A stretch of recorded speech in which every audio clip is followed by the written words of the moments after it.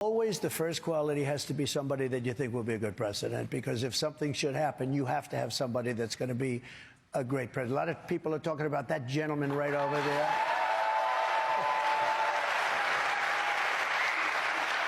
And he's been so great. He's been such a great advocate. I have to say, this is in a very positive way, Tim Scott. He has been much better for me than he was for himself. I watched his campaign, and he doesn't like talking about himself, but boy, does he talk about Trump. And I said, I called him. I said, Tim, you're better for me than you were for yourself. But he's fantastic, and he's a fantastic person.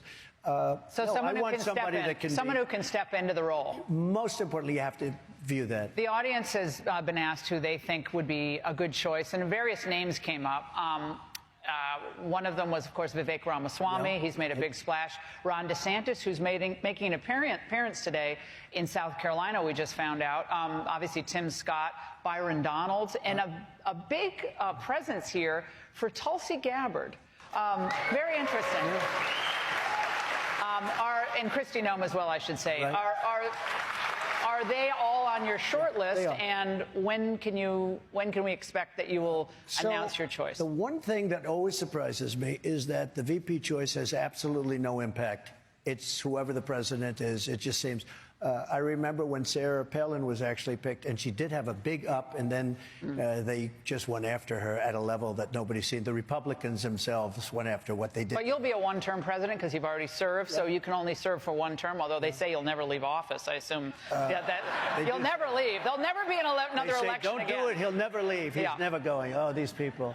They are so for that reason, it is important who you pick. So I think it's very important. But look, first is that, as we said, it has to do with whoever is, it's a very important position for that reason.